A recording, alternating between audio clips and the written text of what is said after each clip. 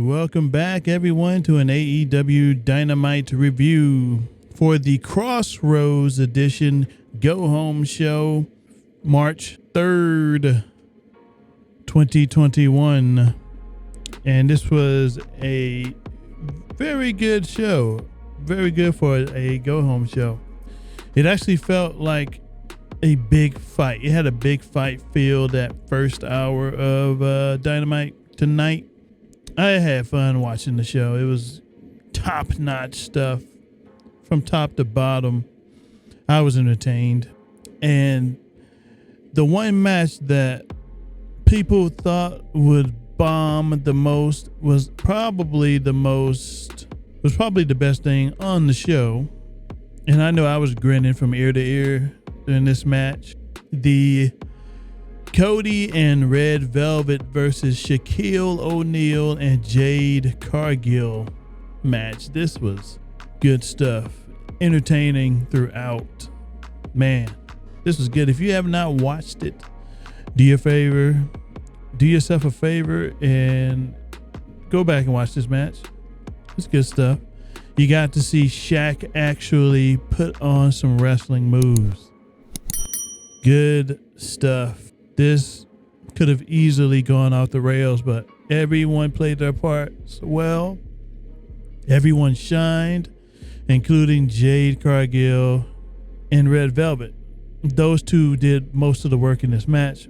It was mainly about showcasing them because they are going places in this division. Cargill looked like a star. She has a certain presence about her. Red Velvet looked good as well, like I said before. She even had a different attire for this match. So she definitely played her part. And she could do good things, big things in this division also, if TK actually runs with it. I know they plan on using Jade to the best of her abilities going forward. So it's going to be fun watching these two grow. Shaq was great. He proved to be a very imposing wrestler. This wasn't your average celebrity wrestling match. This Shaq actually put in the work to help make sure this match went off without a hitch. He did his part and it showed. He was having fun out there. He's playing his role nicely. The big brute guy, exactly how he should have been booked. Whoever put this match together, they did a great job, and that can't be stated enough. Hopefully we find out who did that, who put this together in the coming weeks, but good stuff. Cody and Shaq locked it up to start. Later in the match, Shaq and Cody go through tables to the outside. Shaq even took a tables bump. This was good. Those tables cracked like butter. They just went through these tables like butter. And I thought the match was great. And it was way better than most of us thought it would be. I also liked the spot in the match where everyone was on the outside except for Red Velvet. Shaq was taking out various Nightmare Family guys on the outside. Austin Gunn of the Gun Club hit Shaq in the back with a chair. Shaq no-sold this. He turned around and grabbed Austin and just booted. He just laid this guy out with one palm strike. And then Colton Gunn hopped the barricade. He was met with a freaking huge body slam from Shaq. And QT Marshall actually got beat up as well on the outside. I like that. I also like that Shaq hit a nice looking powerbomb in the match. And he actually saluted Brody Lee. He did the Brody Lee gesture before hitting that powerbomb. And that did not go amiss for me and a lot of other people. So there's a lot to like in this match. Post-match, Tony Schiavone before I even get to that, Jade Cargill, as I said before, she did her thing. And I see big things in her future. If she sticks with this and keeps getting better, keeps training, she will get there in no time, and she will be at the top of the division. Velvet, we know she can go. She did nicely as well. Cody, we know he can go. He did all that he could to keep this match intact, and he did it to perfection. Cody played his role nicely. Post-match, Tony Schiavone goes to interview Shaq because he was carted off in an ambulance, but I guess he was hoping to get a word from whomever was in his ambulance, which it should have been Shaq. But to our surprise, when he opened the door, no one was there. Shaq was not there. He disappeared, and he was never mentioned again on the show. So I guess that was their way of saying that was it. Shaq was done after that match. He didn't stick around or anything. He just left. And I am not surprised there. We followed that up with Ray Phoenix and Pac going up against AEW Dark's John Skyler and D3. Pac and Phoenix make short work of these guys. They pretty much dominate the two. Pac hits at 450 and Phoenix sits out with a sort of driver move for the win. This was made to give Pac and Phoenix some momentum going into the pay-per-view. Next up, we had MJF and Chris Jericho's presser of the Inner Circle. Jericho says it's been a year since he lost the title, and this time he gets another one. Various media outlets ask questions, including Conrad Thompson, who runs the StarCast events, and Eric Bischoff, who makes his appearance in AEW again. I believe this is like his second or third appearance. Also, I'm surprised Bischoff showed up because he made some pretty iffy comments about AEW not too long ago. So either Tony Khan didn't see these comments or he paid him no mind. So that was interesting. So eventually the Young Bucks come out and they're out there to defend their dad, Papa Buck's honor. After their promo, they super kick MJF and Jericho after delivering a heartfelt promo. They then hit stereo later after the beatdowns. They hit stereo dives onto the Inner Circle members. I believe Ortiz was one and maybe Santana was the other. They dove from the stage and the other dove from the top of the tunnel. Pretty nice stuff. Next up, we had FTR with Tully Blanchard and J.J. Dillon versus the Jurassic Express. This match was an nod back to the old school. Tully Blanchard was making his first wrestling match appearance in since like 2007, some have mentioned. Jungle Boy tapped out Cash on the outside, but of course it didn't count. During the commotion, J.J. Dillon handed Dax Harwood a weapon and he clocked Jungle Boy. This is later in the match. He clocked Jungle Boy with it and he only got a 2 count for it. Tully then pins Luchasaurus via a triple team move, the Mindbreaker, I believe. And they got help from a masked dude whom was thought to be a cameraman of sorts. But he turned out to be Sean Spears sporting a new hair color. Blonde, I guess.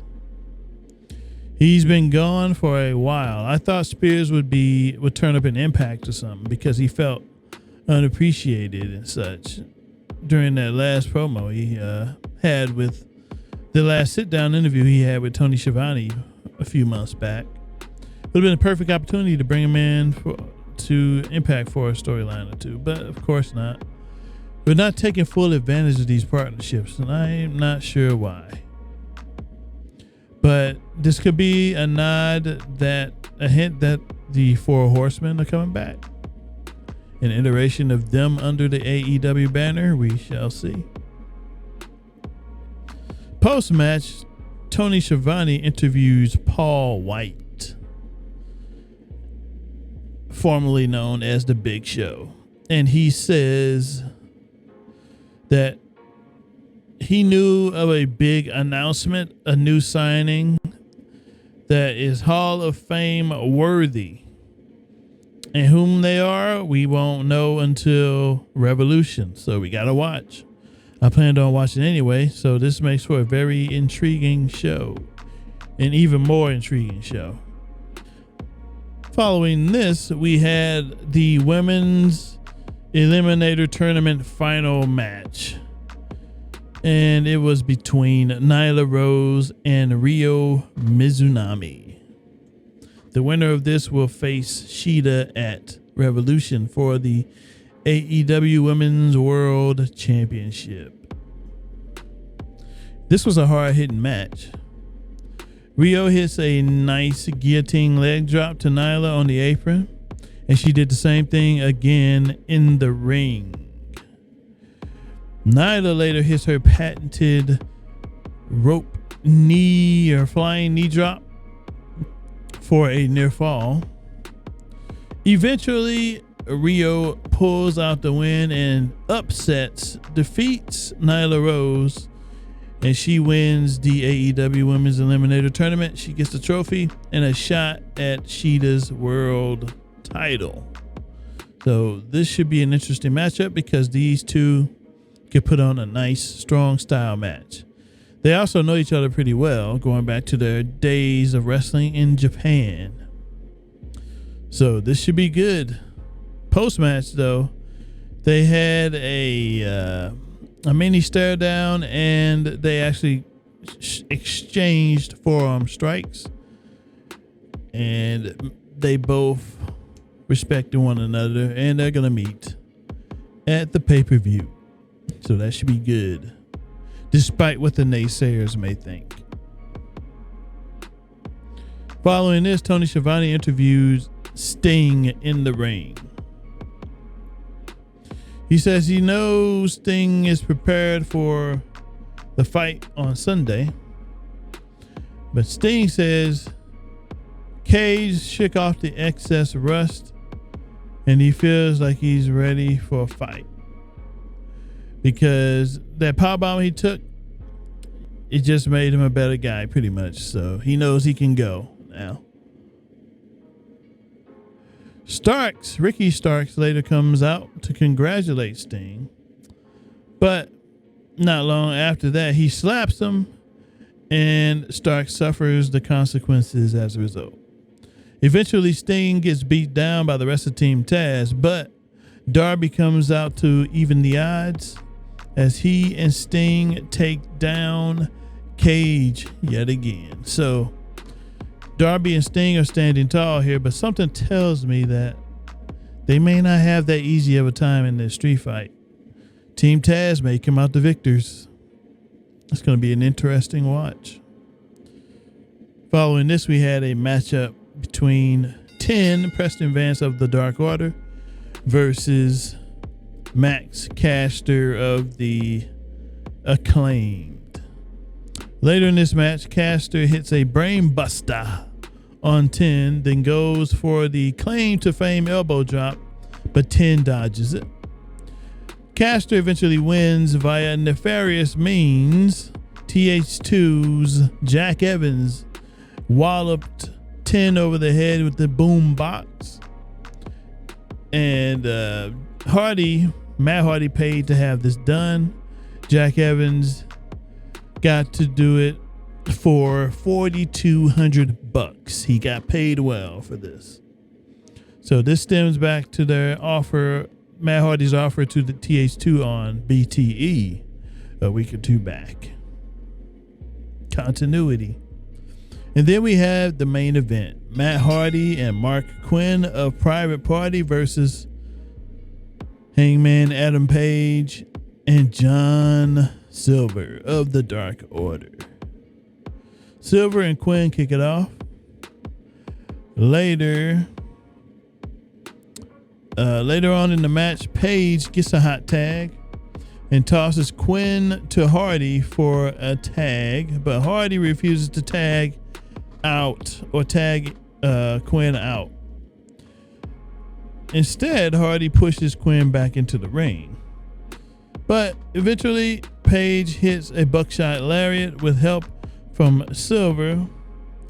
Post-match, Hardy cheap shots Page, of course, and he beats him over the head with the microphone repeatedly. This then gets the Dark Order to come out and back up Page. Then the rest of Sunday's participants come out for this tag team battle royale. So you had pretty much the whole locker room come out that was involved in this tag match, and they just beat down one another in the ring. It was chaotic, and I did not mind it. It was fine, a nice little visual. And that's how we went. Then we went off the air to that. Very good episode of Dynamite, the Crossroads edition. I also have the ratings from that night. AEW had a viewer count of 934,000 to NXT's 692,000. Pretty good numbers for AEW considering the competition of NXT. They were up from last week. It's a total of about 720 some viewers. NXT was down from their 700 plus thousand viewers from last week. So there you have it. Your AEW Crossroads edition of Dynamite for March 3rd, 2021. Thanks for listening or watching, and I will catch you with Revolution's review Sunday.